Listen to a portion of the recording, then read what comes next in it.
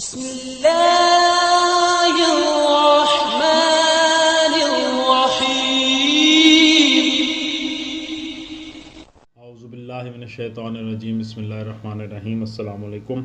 آج آپ کا میزبان ڈاکٹر کاشف بشیر تفہیم القرآن سیریز کی قسط نمبر 373 کے ساتھ آپ کے سامنے حاضر خدمت ہے، جس میں ہم انشاءاللہ العزیز سورہ العنکبوت کی آیت نمبر 50 سے لے کر 60 تک کا ترجمہ اور تفسیر آپ کے سامنے پیش کریں گے، اور اس حصے کا موضوع ہے موت برحق ہے۔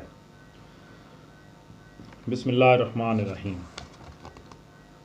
وَقَالُوا لَوْلَا أُنزِلَ عَلَيْهِ آيَاتٌ مِّن رَّبِّهِ قُلْ إِنَّمَا الْآيَاتُ عِندَ اللَّهِ وَإِنَّمَا أَنَا نَذِيرٌ مُّبِينٌ۔ ترجمہ: یہ لوگ کہتے ہیں کہ کیوں نہ اتاری گئی اس شخص پر نشانیاں اس کے رب کی طرف سے؟ کہو، نشانیاں تو اللہ کے پاس ہیں اور میں صرف خبردار کرنے والا ہوں کھول کھول کر۔ کیوں نہ اتاری گئی اس شخص پر نشانیاں؟ تفسیر میں آتا ہے یعنی معجزات۔ نشانیوں سے مراد ہے معجزات، جنہیں دیکھ کر یقین آئے کہ واقعی محمد صلی اللہ علیہ وسلم اللہ کے نبی ہیں۔ یہ ان کافروں کی، کفار مکہ کی ایک فرمائش تھی، یہ ایک سوال ہوا کرتا تھا۔ اولم یکفہم انا انزلنا علیک الکتاب یتلی علیہم ان فی ذلک لرحمۃ وذکری لقوم یؤمنون۔ ترجمہ: یہ اور کیا ان لوگوں کے لیے یہ نشانی کافی نہیں ہے کہ ہم نے تم پر کتاب نازل کی جو انہیں پڑھ کر سنائی جاتی ہے؟ در حقیقت اس میں رحمت اور نصیحت ہے ان لوگوں کے لیے جو ایمان لاتے ہیں۔ تفسیر میں آتا ہے یعنی ایک ایسے شخص جو ان کے معاشرے میں پہلے اس طرح سے واضح تھا کہ وہ پڑھ نہیں سکتے، لکھ نہیں سکتے، اس کے باوجود اللہ تعالیٰ نے ان پر قرآن جیسی کتاب نازل فرمائی۔ کیا یہ بجائے خود اتنا بڑا معجزہ نہیں ہے کہ تمہاری رسالت پر یقین لانے کے لیے یہ کافی ہو؟ اس کے بعد بھی کسی اور معجزے کی ضرورت باقی رہ جاتی ہے۔ دوسرے معجزے تو جنہوں نے دیکھے ان کے لیے وہ معجزے تھے، مگر یہ معجزہ تو ہر وقت تمہارے سامنے ہے، تمہیں آئے دن پڑھ کر سنایا جاتا ہے، تم ہر وقت اسے دیکھ سکتے ہو۔ قرآن مجید کے اس بیان و استدلال کے بعد ان لوگوں کی جسارت حیرت انگیز ہے جو اس حوالے سے غلط سلط قسم کی جو ہے روایات کی طرف جاتے ہیں۔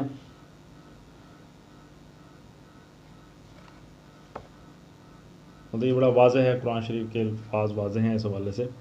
آیت کے آخر میں در حقیقت اس میں رحمت ہے اور نصیحت ان لوگوں کے لیے جو ایمان لاتے ہیں۔ تفسیر میں آتا ہے اس حوالے سے کہ یعنی بلا شبہ اس کتاب کا نزول اللہ تعالیٰ کی بہت بڑی مہربانی ہے اور یہ بندوں کے لیے بڑی پند و نصیحت پر مشتمل ہے، مگر اس کا فائدہ صرف وہی لوگ اٹھا سکتے ہیں جو اس پر ایمان لائیں۔ قُلْ كَفَى بِاللَّهِ بَيْنِي وَبَيْنَكُمْ شَهِيدًا يَعْلَمُ مَا فِي السَّمَاوَاتِ وَالْأَرْضِ وَالَّذِينَ آمَنُوا بِالْبَاطِلِ وَكَفَرُوا بِاللَّهِ أُولَٰئِكَ هُمُ الْخَاسِرُونَ۔ ترجمہ: اے نبی صلی اللہ علیہ وآلہ وسلم، کہو کہ میرے اور تمہارے درمیان اللہ گواہی کے لیے کافی ہے۔ وہ آسمانوں اور زمین میں سب کچھ جانتا ہے۔ جو لوگ باطل کو مانتے ہیں اور اللہ سے کفر کرتے ہیں وہی خسارے میں رہنے والے ہیں۔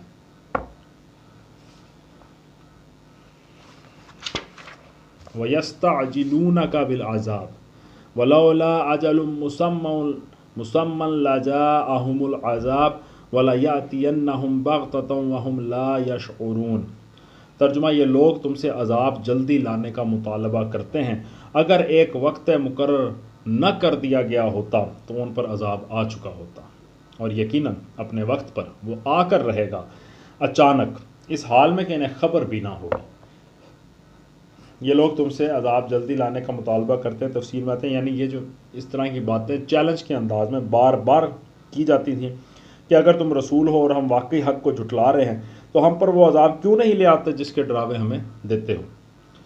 تو اس حوالے سے اللہ تعالیٰ نے اس کا جواب دیا ہے اس آیت میں۔ یستعجلونک بالعذاب وان جہنم لمحیطۃ بالکافرین۔ ترجمہ: یہ تم سے عذاب جلدی لانے کا مطالبہ کرتے ہیں، حالانکہ جہنم ان کافروں کو گھیرے میں لے چکی ہے اور انہیں پتہ چلے گا۔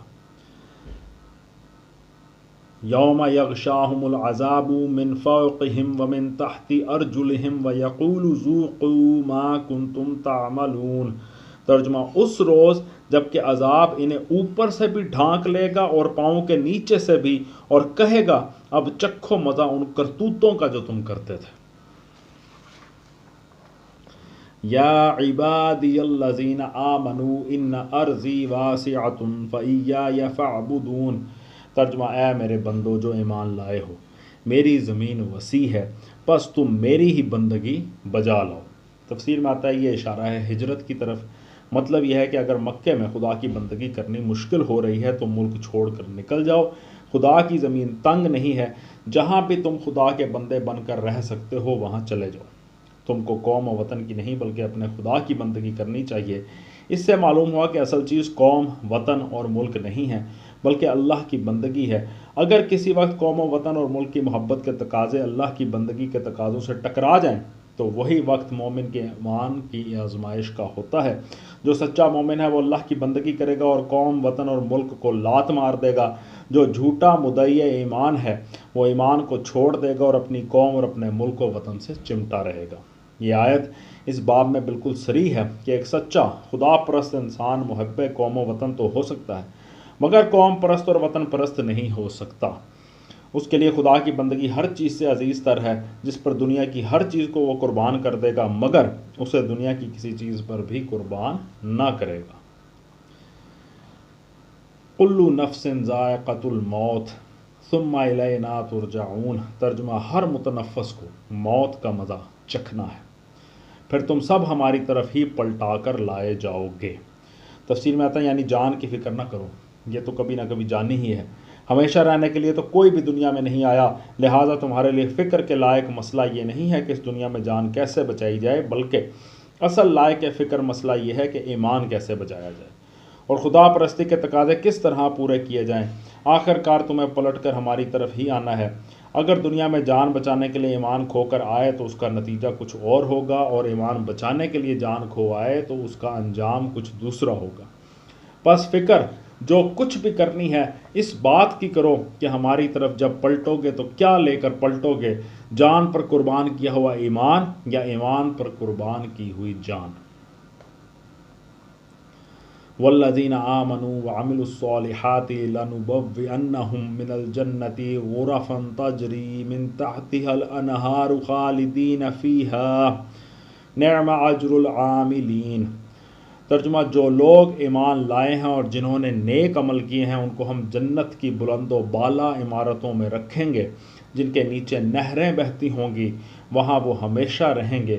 کیا ہی عمدہ اجر ہے عمل کرنے والوں کے لیے۔ تفسیر میں آتا ہے یعنی اگر ایمان اور نیکی کے راستے پر چلو گے، بالفرض تم دنیا کی ساری نعمتوں سے محروم بھی رہ گئے اور دنیاوی نقطہ نظر سے سراسر ناکام مرے، تو یقین رکھو کہ اس کی تلافی بہرحال ہو جائے گی، اور نری تلافی ہی نہ ہوگی بلکہ بہترین اجر نصیب ہوگا۔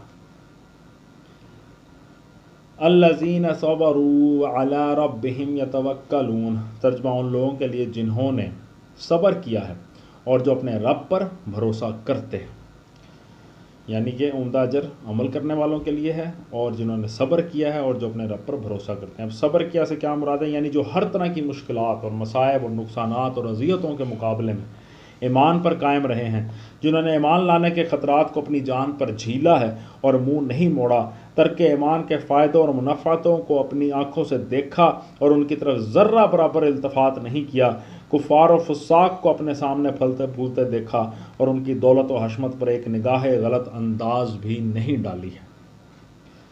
پھر آخر میں آئے جو اپنے رب پر بھروسہ کرتے ہیں، یعنی جنہوں نے بھروسہ اپنی جائیدادوں، اپنے کاروباروں، اپنے کنبے قبیلے پر نہیں بلکہ اپنے رب پر کیا، جو اسباب دنیاوی سے قطع نظر کر کے محض اپنے رب کے بھروسے پر ایمان کی خاطر ہر خطرہ سہنے اور ہر طاقت سے ٹکرا جانے کے لیے تیار ہو گئے، اور وقت آیا تو گھر بار چھوڑ کر نکل کھڑے ہوئے، جنہوں نے اپنے رب پر یہ اعتماد کیا کہ ایمان اور نیکی پر قائم رہنے کا اجر اس کے ہاں کبھی ضائع نہ ہوگا، اور یقین رکھا کہ وہ اپنے مومن و صالح بندوں کی اس دنیا میں بھی دستگیری فرمائے گا اور آخرت میں بھی ان کے عمل کا بہترین بدلہ دے گا۔ وَكَأَيٍّ مِّن دَابَّةٍ لَا تَحْمِلُ رِزْقَهَا اللَّهُ يَرْزُقُهَا وَإِيَّاكُمْ وَهُوَ السَّمِيعُ الْعَلِيمُ۔ ترجمہ: کتنے ہی جانور ہیں جو اپنا رزق اٹھائے نہیں پھرتے، اللہ ان کو رزق دیتا ہے اور تمہارا رازق بھی وہی ہے، وہ سب کچھ سنتا اور جانتا ہے۔ تفسیر میں آتا ہے یعنی ہجرت کرنے میں تمہیں فکر جان کی طرح فکر روزگار سے بھی پریشان نہیں ہونا چاہیے۔ آخر یہ بے شمار چرند پرند آبی حیوانات جو تمہاری آنکھوں کے سامنے ہوا اور خشکی اور پانی میں پھر رہے ہیں، ان میں سے کون اپنا رزق اٹھائے پھرتا ہے؟ اللہ ہی تو ہے جو ان سب کو پال رہا ہے۔ جہاں جاتے ہیں اللہ کے فضل سے ان کو کسی نہ کسی طرح رزق مل ہی جاتا ہے۔ لہٰذا تم یہ سوچ سوچ کر ہمت نہ ہارو کہ اگر ایمان کی خاطر گھر بار چھوڑ کر نکل گئے تو کھائیں گے کہاں سے؟ اللہ جہاں سے اپنی بے شمار مخلوق کو رزق دے رہا ہے تمہیں بھی دے گا۔ صدق اللہ العلی العظیم۔ الحمدللہ آج ہم نے سورہ العنکبوت کی آیت نمبر 60 تک کا ترجمہ اور تفسیر آپ کے سامنے پیش کیا۔ اللہ تعالیٰ کا لاکھ لاکھ شکر ہے، اس کی ذات کا، اس کی عطا کردہ تمام نعمتوں کا۔ اس نے ہم پہ بڑی مہربانیاں کی ہیں، بہت مہربانیاں کی ہیں۔ کوئی شخص بھوکا نہیں سوتا، اتنا کمال نظام ہے اللہ تعالیٰ کا رزق کا، جس کی کوئی حد نہیں ہے۔ پھر بھی ہم پریشان رہتے ہیں، ٹینشن میں رہتے ہیں کہ یہ رزق پورا نہیں ہوگا، ایسے نہیں ہوگا، ویسے نہیں ہوگا، سوچتا رہتا ہے انسان۔ اللہ تعالیٰ ہمیں اپنی سوچوں کو ڈائیورٹ کرنے کی توفیق عطا فرمائے، ہمیں اپنی ترجیحات کو درست کرنے کی توفیق عطا فرمائے۔ اسی دعا کے ساتھ آپ سے اجازت چاہیں گے۔ اپنا بہت خیال رکھیں۔ آپ لوگوں کا بہت بہت شکریہ۔ اللہ حافظ۔